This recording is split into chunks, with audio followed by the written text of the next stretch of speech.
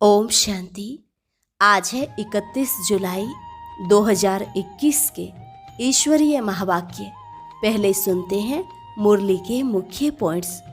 बाबा ने कहा, हे आत्माएं, तुम मेरी संतान हो, अपने को रूह समझो और ये कभी मत भूलो कि आधा कल्प से जिस बाबा को हम याद करते आए वह मिल गया। बाप तुमको पत्थरनाथ से पारसनाथ अर्थात पत्थर बुद्धि से पारस बुद्धि बनाने आए हैं। जब तुम पावन बन जाएंगे तो फिर वहां जाकर स्वर्ग के मालिक बनेंगे। अभी पुरुषार्थ कर तुम्हें राजाओं का राजा बनना चाहिए।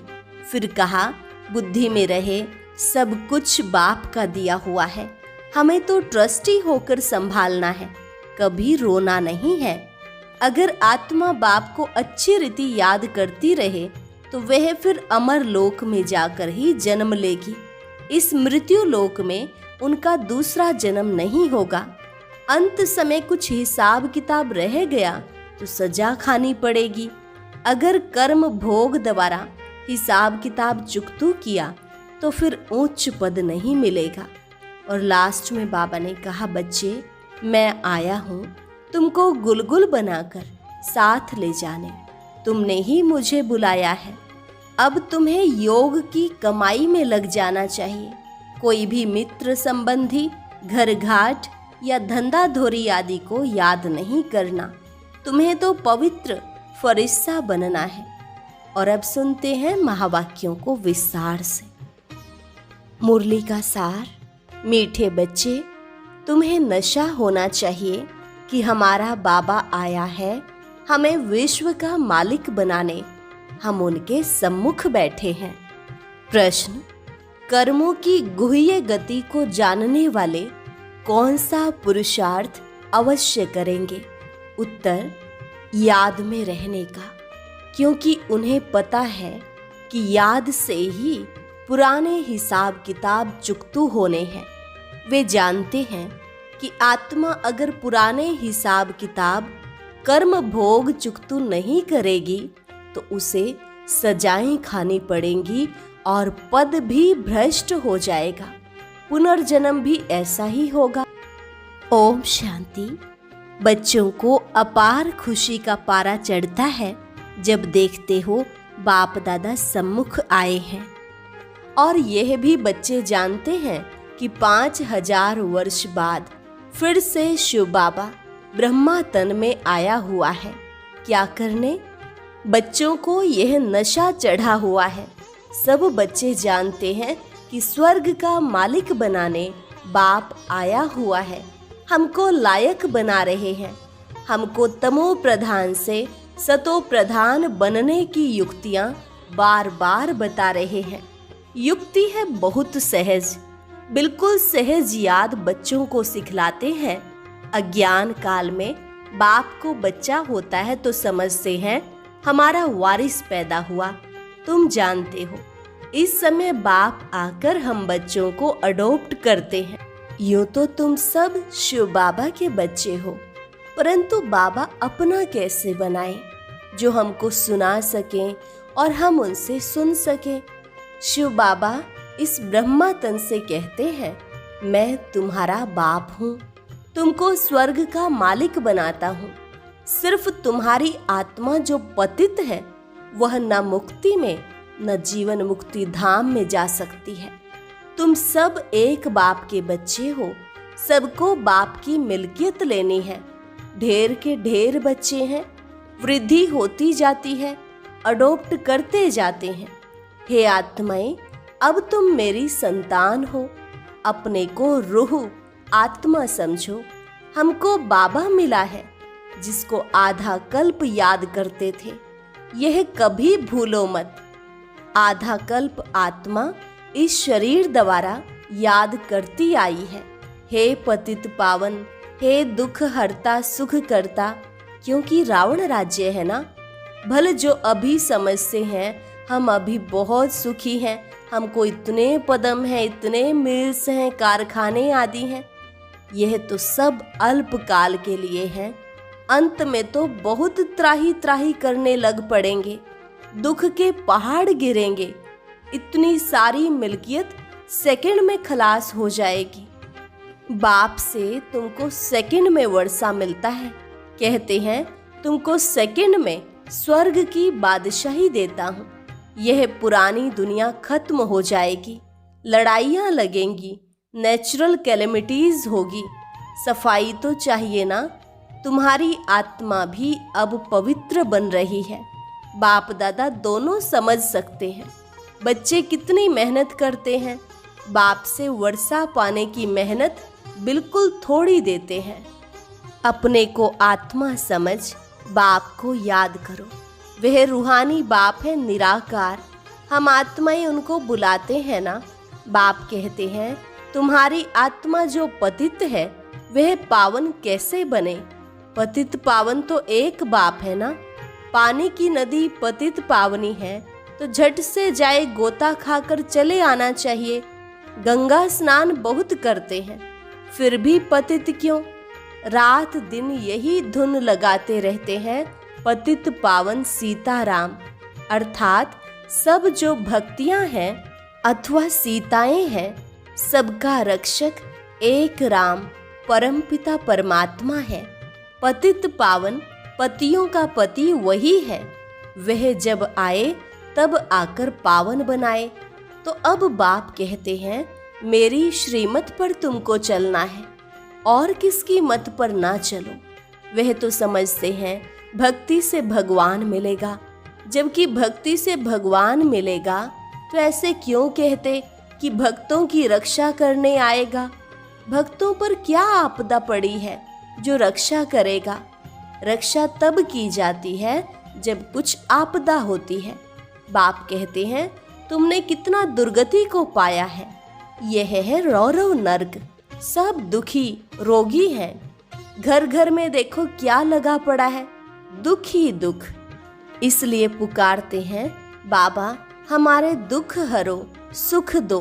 भारत में ही सदा सुख था, अब दुख है। भारत की बात है और खंड तो है ही अलग। वे तो आते ही बाद में है। कोई 60 जन्म, कोई इनसे भी कम जन्म लेते हैं। 84 जन्म देवता धर्म वाले लेते हैं।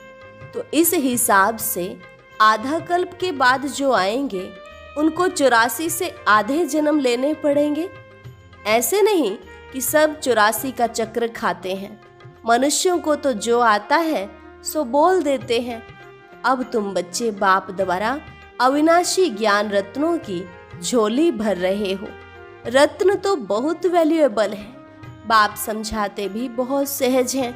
बाप कहते हैं तुम बुलाते आए हो, हे पतित पावन आकर हमें पावन बनाओ। तो बाप आए हैं। अब तुम समझते हो हम पावन बनेंगे तो स्वर्ग के मालिक बनेंगे। शिव बाबा हमको पत्थर बुद्धि से पारस बुद्धि, पत्थरनाथ से पारसनाथ बनाने आए हैं। भक्ति मार्ग के चित्र सब पत्थरों के बने हुए हैं। पत्थरों से माथा मारते हैं। बाप कहते हैं तुम भले कितनी भी मेहनत करो फायदा कुछ नहीं होना। आगे तो तुम बलि चढ़ते थे फिर भी क्या फायदा हुआ। करके देवी का दीदार होगा फिर जैसे के तैसे। पतित पावन बाप आते हैं एक बार संगम पर। सतयुग में तो भक्ति मार्ग की बातें होती ही नहीं।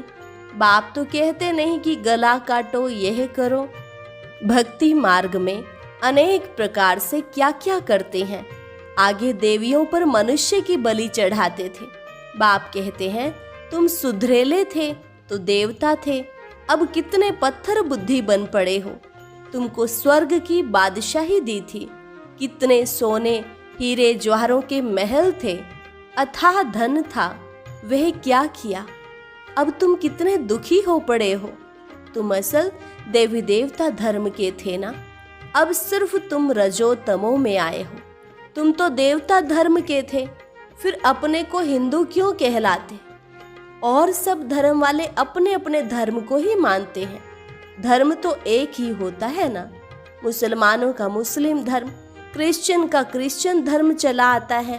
तुमको क्या हुआ। तुम बहुत सुखी, पवित्र, संपूर्ण निर्विकारी थे। अभी कितने विकारी बन पड़े हो, किसको पता ही नहीं।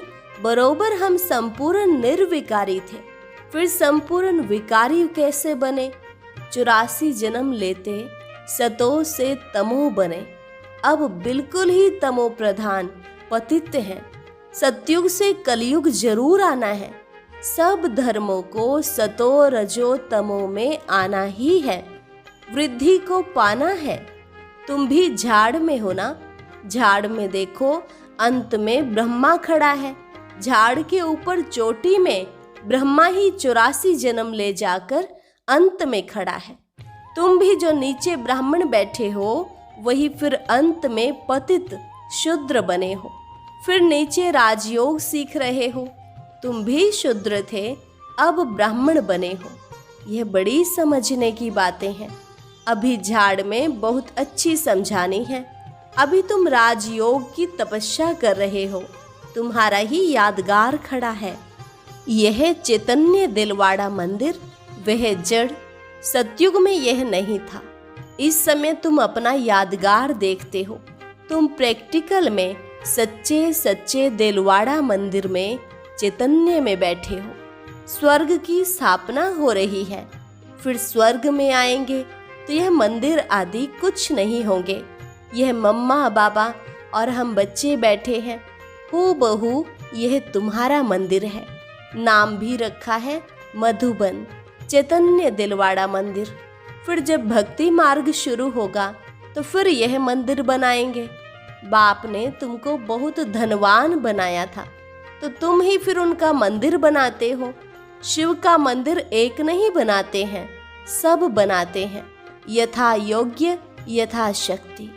तुम जानते हो हम पूज्य थे, फिर द्वापर में पुजारी बने हैं। शिव बाबा जो इतना साहूकार बनाते हैं, भक्ति में फिर तुम ही उनके मंदिर बनाएंगे। इन बातों को अभी तुम जानते हो, तो अब पुरुषार्थ कर फिर राजाओं का राजा बनना चाहिए। सतयुग में कहा जाता है महाराजाएं, त्रेता में कहा जाता है राजा। फिर दुनिया पतित बनती है तो महाराजाएं भी पतित, राजाएं भी पतित होते हैं। वह निर्विकारी महाराजाओं का मंदिर बनाकर पूजते हैं। पहले पहले शिव का मंदिर बनाते हैं, फिर देवताओं का बनाते, खुद ही मंदिर बनाकर पूजते हैं। 84 जन्म तो भोगते हैं ना। आधा कल्प तुम पूज्य, फिर आधा कल्प पुजारी बनते हो। मनुष्य फिर समझते हैं भगवान आपे ही पूज्य, आपे ही पुजारी है, सब कुछ आपे ही देते हैं, आपे ही छीन लेते हैं। अच्छा, जबकि उसने दिया और लिया, फिर तुमको क्यों चिंता लगती है? तुम तो ट्रस्टी हो गए, फिर रोने की क्या दरकार है? बाप बैठ आत्माओं को समझाते हैं। अब तुम आत्म अभिमानी बनते हो नंबरवार। कोई तो बिल्कुल बाप को याद करते ही नहीं है, देही अभिमानी रहते ही नहीं है। यहाँ कितना समझाया जाता है, अरे तुम आत्मा हो, परमात्मा तुमको पढ़ाते हैं। आत्मा में ही संस्कार रहते हैं, आत्मा ही बैरिस्टर आदि बनती है, आत्मा मजिस्ट्रेट बनती है। कल क्या बनेंगे? अगर आत्मा बाप को अच्छी रीति याद करती रहेगी तो फिर अमर लोक में जाकर जन्म लेगी। मृत्यु लोक में फिर दूसरा जन्म नहीं लेंगे। अगर कुछ हिसाब किताब रहा हुआ होगा तो सजा खानी पड़ेगी। कर्म भोग भोग कर चुकतू करना होगा, फिर पद ऊंच नहीं मिलेगा। यह कर्मों की गति बाप बच्चों को ही बैठ समझाते हैं। यह भी बच्चे जानते हैं सतयुग है सतो प्रधान, हर चीज वहाँ सतो प्रधान होती है। कहते हैं कृष्ण गौ संभालते थे, राजाएं गौ संभालते हैं क्या? ऐसी बात तो हो नहीं सकती। यह दिखाते हैं सतयुग में गौएं भी बड़ी फर्स्ट क्लास होती हैं, उनको कामधेनु कहा जाता है। जगत अम्बा सरस्वती भी कामधेनु है। 21 जन्म लिए सबकी मनोकामनाएं पूरी करती हैं। तुम भी कामधेनु हो। वही नाम फिर गौ पर रख दिया है जो बहुत दूध देती है। राजाओं के घर में बड़ी फर्स्ट क्लास गायें होती हैं, जबकि यहाँ भी राजाओं के पास ऐसी अच्छी अच्छी हैं तो स्वर्ग में कैसी सुंदर होंगी। वहाँ कोई बांस, बदबू आदि बिल्कुल नहीं होती है। अब बाप बच्चों को कहते हैं, मैं आया हूँ, तुमको गुलगुल बनाकर साथ ले जाऊंगा। मुझे बुलाते ही हैं, हे पतित पावन आओ, पतित दुनिया पतित शरीर में आओ। यह है पतित, वह है पावन फरिश्ता। भेंट दिखलाते हैं, तुम भी पतित से ऐसा पावन फरिश्ता बनेंगे। सतयुगी देवताओं को डीटी कहते हैं। सूक्ष्म वतनवासी हैं फरिश्ते। अब तुम फरिश्ते पवित्र बनते हो। बाप कितनी सहज शिक्षा देते हैं। यहाँ जब आते हैं तो कोई भी बाहर वाले मित्र संबंधी, घर घाट, धंधा दोरी आदि याद नहीं करना है। बाप के सम्मुख आए हो ना, यहाँ आए ही हो योग की कमाई करने, तो इसमें लग जाना चाहिए। अच्छा, मीठे मीठे सिक्की लधे बच्चों प्रति माता पिता बाप दादा का याद प्यार और गुड मॉर्निंग। रूहानी बाप की रूहानी बच्चों को नमस्ते। रूहानी बच्चों की रूहानी बाप दादा को नमस्ते नमस्ते, गुड मॉर्निंग। धारणा के लिए मुख्य सार। पहली पॉइंट, सजाओं से मुक्त होने के लिए पुराने सब हिसाब किताब योग बल से चुकतू करने हैं। ट्रस्टी होकर सब कुछ संभालना है। किसी भी बात की चिंता नहीं करनी है। आत्म अभिमानी बनना है। दूसरी पॉइंट, यह कमाई का समय है। इसमें घर घाट, धंधा धोरी आदि याद नहीं करना है। फरिश्ता बनने के लिए एक बाप की याद में रहने का पूरा पूरा पुरुषार्थ करना है। वरदान, अपने शांत स्वरूप स्टेज द्वारा शांति की किरणें फैलाने वाले मास्टर शांति सागर भव। अपने शांत स्वरूप स्टेज द्वारा शांति की किरणें फैलाने वाले मास्टर शांति सागर भव। वर्तमान समय विश्व के मेजॉरिटी आत्माओं को सबसे ज्यादा आवश्यकता है सच्चे शांति की। अशांति के अनेक कारण दिन प्रतिदिन बढ़ रहे हैं और बढ़ते जाएंगे। अगर स्वयं अशांत नहीं भी होंगे तो औरों के अशांति का वायुमंडल, वातावरण शांत अवस्था में बैठने नहीं देगा। अशांति के तनाव का अनुभव बढ़ेगा। ऐसे समय पर आप मास्टर शांति के सागर बच्चे अशांति के संकल्पों को मर्ज कर विशेष शांति के वाइब्रेशन फैलाओ। स्लोगन, बाप के सर्व गुणों का अनुभव करने के लिए सदा ज्ञान सूर्य के सम्मुख रहो।